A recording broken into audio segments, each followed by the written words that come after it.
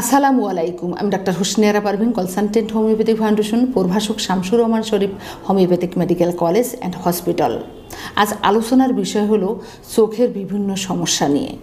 এই চোখের বিভিন্ন সমস্যা যেমন চোখের অঞ্জনি হতে পারে, চোখের ছানি হতে পারে, নেত্রনালী হতে পারে, চোখের যে সাদা অংশে রক্ত জমাট বাঁধতে পারে। এই সমস্যাগুলো কিন্তু অনেক রোগীদের দেখে থাকি। তাহলে চোখের অঞ্জনি হয়, আমরা অনেকেই মনে করি যে চোখের অঞ্জনি একটু ছোট একটা পিণ্ডর মতো হয়, কিছুদিন যন্ত্রণা হয় আবার কমে যায়। তাহলে আপনারা বসে না থেকে একটা ডাক্তারের শরণাপন্ন হবেন। তারপর দেখা যায় যে শক্ত হয়ে যায়। এই অঞ্জনিতে কিন্তু দেখবেন আপনার রূপকে নষ্ট করবে, যে লুকটা কেমন দেখা যায়, যে সৌন্দর্যটা নষ্ট হয়ে যায়। তাই হোমিওপ্যাথিতে কিন্তু এই অঞ্জনির ভালো চিকিৎসা রয়েছে। এবার আসি চোখের ছানি। এই চোখের ছানির জন্য আমরা মেডিসিন দিয়ে থাকি, চোখের ছানি ভালো হয়ে যায়।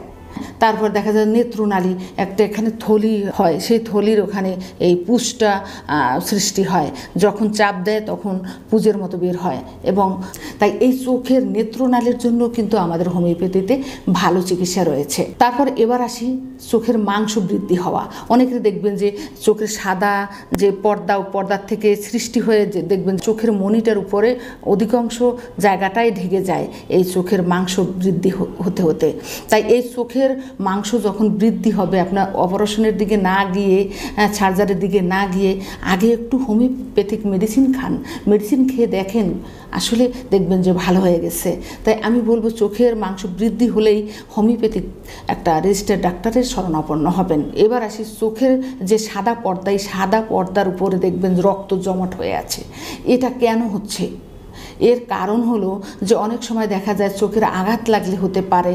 তারপর দেখা যায় যে অনেকের আছেন যে ওপেন হার্ট সার্জারি, যে হার্টের যে অপারেশন হয়, এর কারণে রক্তটা ভালো করে যে পাতলা করার জন্য যে মেডিসিন দেওয়া হয়, এই মেডিসিন যদি কম বেশি বা রক্তটা ঘন হয়ে আসে, তখন কিন্তু এই চোখের এই সাদা অংশে এই রক্ত জমাট বাঁধতে পারে। যাদের ডায়াবেটিস আছে, চোখে রক্ত জমাট বাঁধতে পারে। তারপর যাদের অ্যালার্জি আছে, তারা দেখা যায় চোখ চুলকাতে একসময় ওখানে রক্ত জমাট বাঁধে। এর কারণ হলো যে পর্দার নিচে কিছু রক্ত নালী আছে। এই রক্ত নালী যদি ফেটে যাওয়ার কারণে কিন্তু এই সাদা পর্দার উপরে দেখা যায় রক্ত জমাট বাঁধতে পারে। এই চোখের সমস্যা যে আলোচনা করলাম, যে বিভিন্ন ধরনের সমস্যা হয়ে থাকে, চোখ কিন্তু একটা গুরুত্বপূর্ণ অর্গান। তাই এই চোখের যে কোনো সমস্যা হলে বসে থাকবেন না, অবশ্যই আমাদের চেম্বারে চলে আসবেন। দীর্ঘদিন ধরে এই চিকিৎসা পেশায় আছি, অনেক রুগী আসেন বিভিন্ন সমস্যা নিয়ে চোখের। আমরা ট্রিটমেন্ট দিয়ে থাকি এবং এরা সুস্থ হয় এবং ভালো হয়ে যায়। তাই আমি বলবো যে আমাদের চেম্বারে আসেন। অনেক রুগীরা আছেন যে আমাদের চেম্বারে আসতে অনেক সমস্যা হয়ে যায়, অনেক দূরে বাড়ি। তাদের আমরা বলবো যে আমরা অডিও কলে, ভিডিও কলে চিকিৎসা করে থাকি। তাই অবশ্যই আমাদের চেম্বারে চলে আসবেন। ভালো থাকবেন, সুস্থ থাকবেন। আল্লাহ হাফেজ।